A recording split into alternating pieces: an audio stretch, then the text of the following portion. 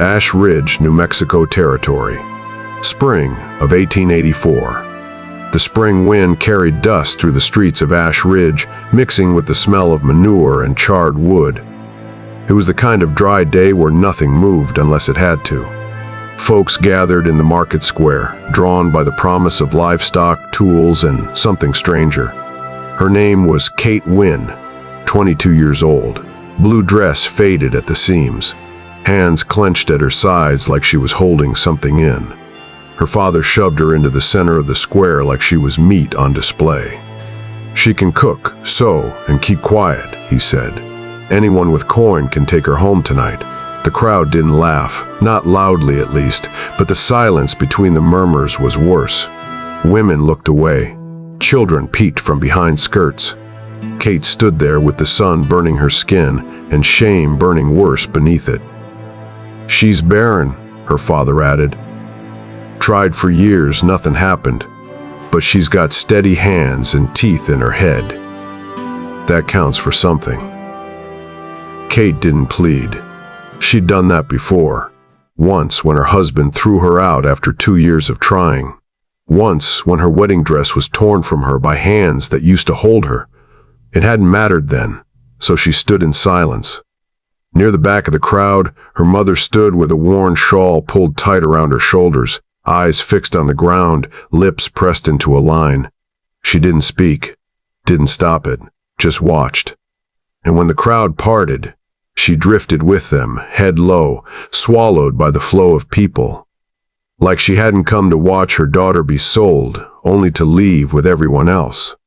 A man stepped forward, broad-shouldered, shirt stiff with dust and trail wear. A wide-brimmed hat cast a shadow over most of his face. His coat smelled of horse and pine. He didn't ask her name. He didn't look her over like a buyer. He simply reached into his coat, pulled out a leather pouch, and dropped coin on the table. No bartering, no questions. Her father raised an eyebrow. "You sure?" he said. "She don't come with a refund." The man didn't flinch, didn't look at Kate. "She won't be judged anymore," he said. And then he turned and walked away. Kate didn't move.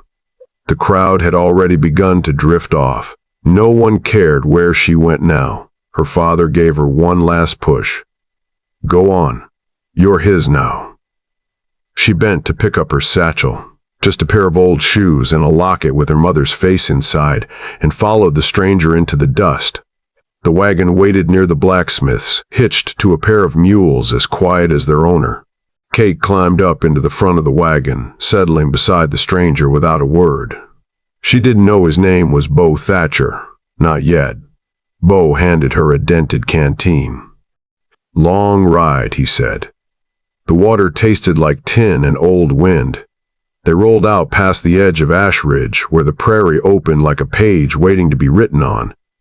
The sky went on forever. Fence posts leaned tired into the earth. No birds, just wind in the grass, and the occasional creak of leather. He didn't speak again, and she didn't ask. Kate studied his face when the brim of his hat lifted just enough. He wasn't old, but the sun had etched its history into his skin. 35, maybe. His hands rested loose on the reins, one scarred across the knuckle, another wrapped with a strip of torn cloth. No ring. "Why'd you take me?" she asked, not expecting an answer. He didn't look over. "5 kids," he said. "No mother, no time." Her throat caught. "So, I'm a governess." "No," he said. "Just someone not cruel. That's enough." By dusk, they reached a ranch tucked into the dry ribs of the land. The house leaned slightly westward, like it was listening for something that never came. A barn stood behind it, weathered gray. Chickens darted through the yard, squawking as the wagon pulled in. He stepped down, tied off the reins, and walked to the porch without asking if she'd follow. She did. The porch boards creaked under her weight. The front door wasn't a door at all, just a thick quilt nailed to the frame to keep the wind out. Inside, 5 faces looked up. 4 boys, 1 girl, all wide-eyed and red-cheeked, each holding still in the half-light. They'd lost their mother to a fever 2 winters back.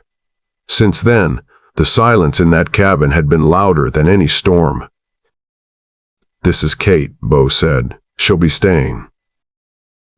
The youngest, Samson, maybe 5, walked straight to him and wrapped both arms around his leg. Bo bent down, scooped him up with one arm, and opened a door with the other. "Room's upstairs," he said to Kate. "Water's in the bucket, still warm." She climbed the stairs slowly, her hand trailing the wall. The bedroom was small and plain, a wash basin, a narrow bed, a window looking out toward an open field lined with fence posts and dry grass. She set her satchel down and sat on the edge of the bed. She didn't cry, not yet, but her hands trembled in her lap. And she stayed there, listening to the sounds of strangers in a house that wasn't hers. Not yet.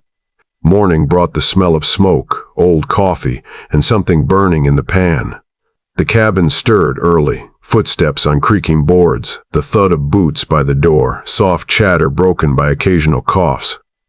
Kate moved carefully. She didn't yet know who slept light, who spilled sugar, who liked their eggs hard or runny, if there were eggs at all. The children stayed quiet around her. Judah, the eldest, watched her with folded arms and a look too old for his age. Levi whispered to Gideon, who kept glancing at her like he was working out a problem in his head. Mira, the only girl, sat near the fire and clung to a scrap of fabric she refused to let go. Samson, youngest of the 5, hovered nearby and mimicked her every move in silence. She tried to cook. The beans turned to paste. The bread wouldn't rise. She spilled the coffee pot and the tin burned her hand. Later, she tried sewing a ripped sock and jabbed her finger twice. The needle rolled beneath the stove. She said nothing, only pressed her lips together and swept the floor until her shoulders ached. That afternoon, while lifting a pot of stew from the stove, her grip slipped. The cast iron crashed to the floor, stew splattering across the boards. The sound startled the hens outside. Inside, the children froze. Kate stood still, heart pounding, waiting for the shout, waiting for the snap she had heard before. Then the front door opened. Bo stepped in. He looked down at the mess, then at her. Without a word, he crouched, picked up the pot, dumped what was left, and wiped the floor with a towel. "It's just stew," he said. And that was it. He walked back outside. Kate stayed frozen for another minute, the rag still in her hand, the heat still rising in her throat. Except this time, it wasn't shame. It was something quieter, something she didn't yet have a name for. That night, after the dishes were scrubbed and the children had disappeared into their rooms, she sat on the porch with her hands in her lap.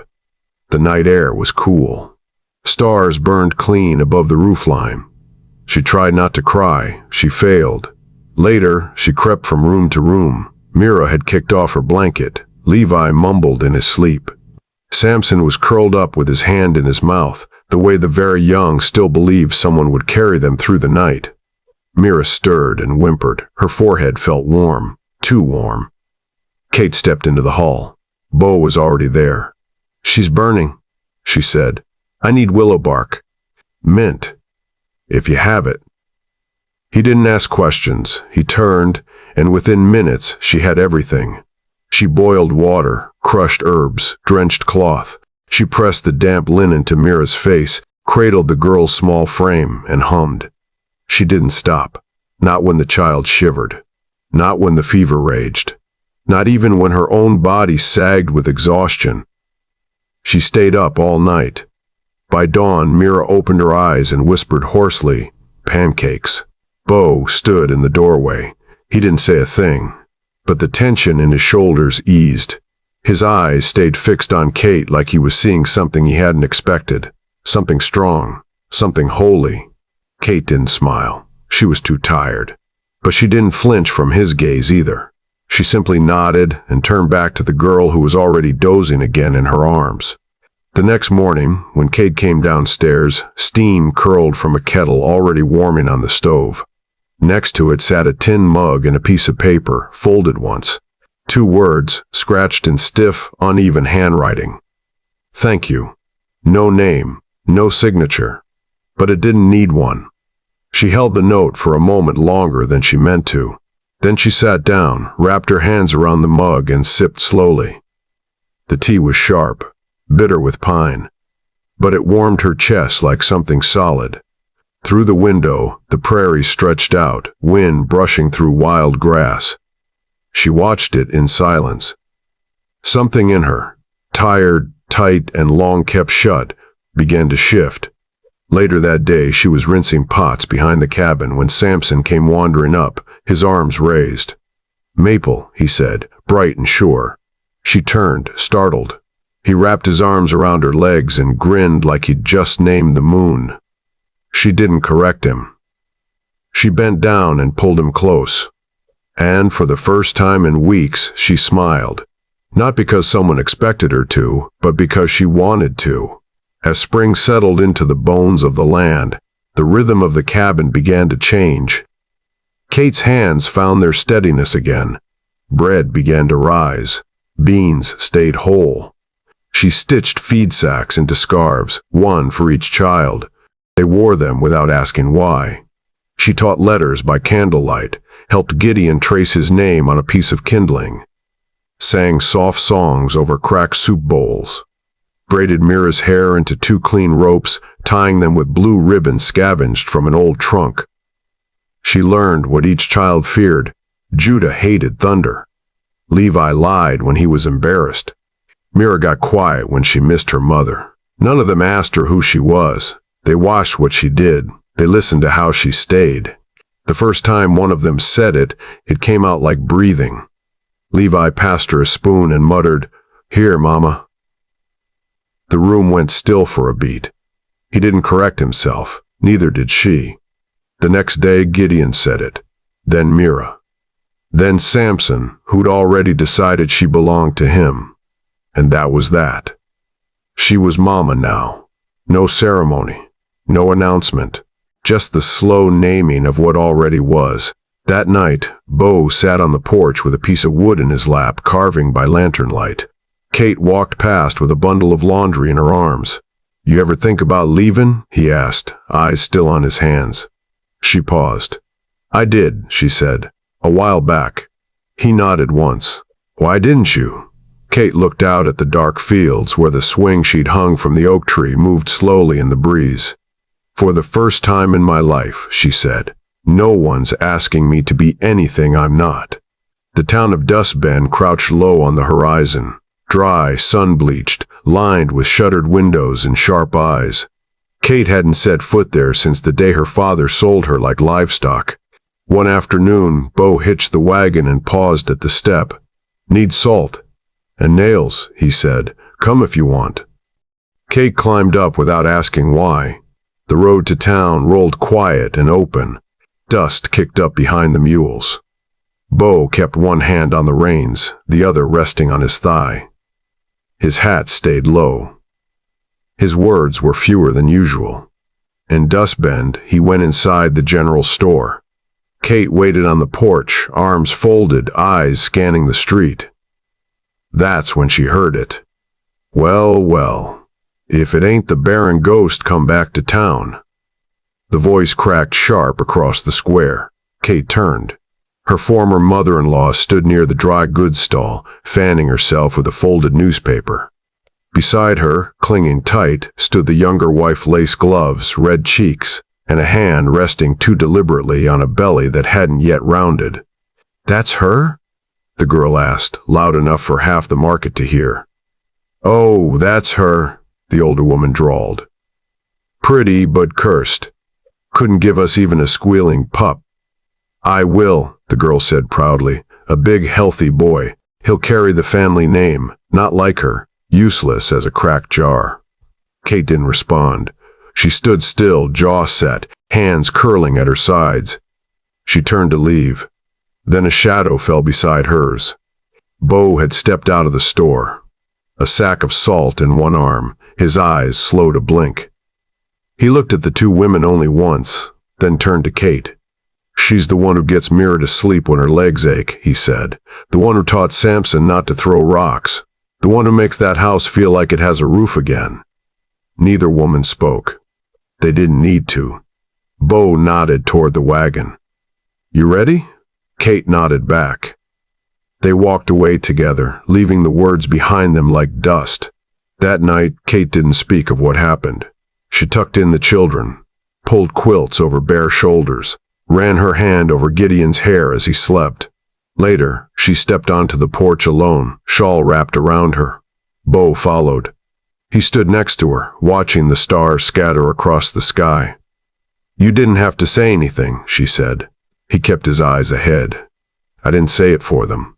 The air was thick that night, still and close, like the land was holding its breath.